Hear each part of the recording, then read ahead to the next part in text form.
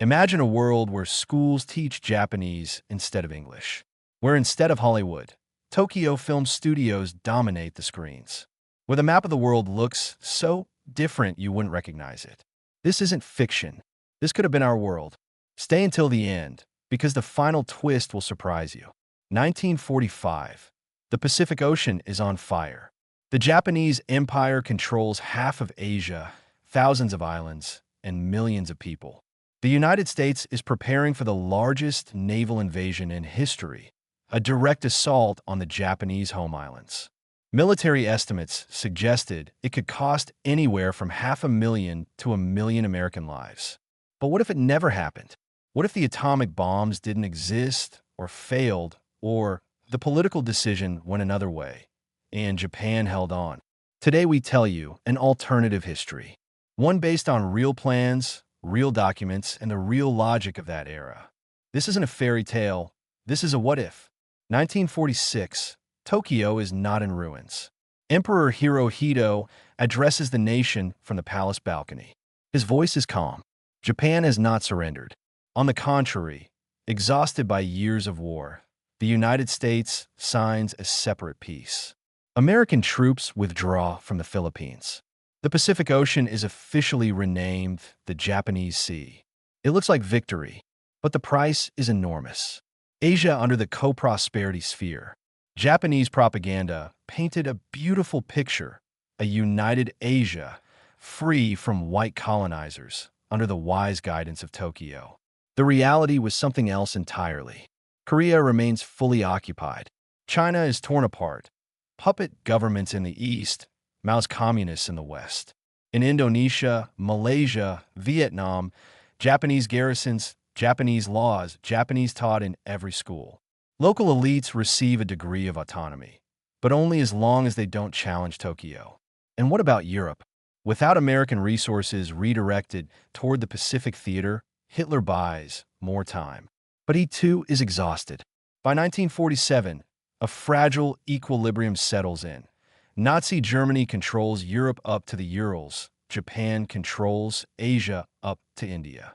Two monsters, two poles of the world. And between them, the Soviet Union playing its own game. A Cold War on three fronts. Instead of the familiar American-Soviet Cold War, something far more complex emerges. A triangulaire standoff, Berlin, Tokyo, Moscow, each spying on the others, each racing to develop nuclear weapons in a desperate bid for survival. The United States? It still exists, but it has retreated behind two oceans, consumed by internal crisis, anti-war movements, isolationism, and one burning question: was it ever worth getting involved? The 1960s. Cracks in the empire. The Japanese empire is not a monolith. From within, it begins to fracture. In Vietnam, a guerrilla war erupts, more brutal than anything in our own timeline. In Korea, underground organizations print pamphlets on rice paper. In Japan itself, a younger generation raised on rations and propaganda starts asking uncomfortable questions. What is this empire for? Who does it actually serve? The technology race without Silicon Valley. Here is where things get truly fascinating. Without the American scientific and technological revolution of the 1950s and 70s, the internet as we know it may never exist. Or it exists, but it was born in Tokyo or Munich. Japan, with its deep engineering culture, would likely become the world's technology leader, but a closed one, hierarchical and controlled. Perhaps the first personal computers would have Japanese characters on the keyboard, manufactured in Osaka rather than Cupertino. And yet, history has its own gravity. Empires always fall. By the 1980s, in our alternate world, the Japanese empire experiences what the Soviet Union experienced in reality: overextension, corruption, the inability to hold dozens of nations together by force. The Philippines declares independence. Indonesia follows. Then Vietnam.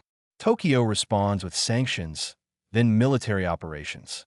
But the world is watching and condemning. Japan won the war, but it is losing the peace.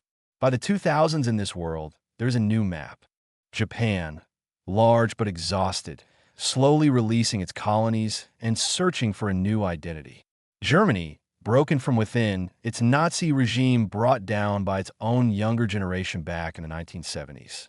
The United States, powerful but different, more cautious, more closed off. And you know what's most interesting? This world would have been worse for the majority of people on the planet. But it would have taught us one simple thing we often forget, even in our real world. Winning a war is not the same as winning history. Real victory is not won on battlefields. It is won in schools, laboratories, parliaments, and in the hearts of people who decide what tomorrow will look like. The real Japan understood this after its defeat and became one of the most developed societies on Earth. A paradox? Perhaps. But that is exactly the lesson this alternative history has to offer. If this story made you think, subscribe to the channel. This is where we break down the alternative scenarios that could have changed everything. What if Hitler had become a painter?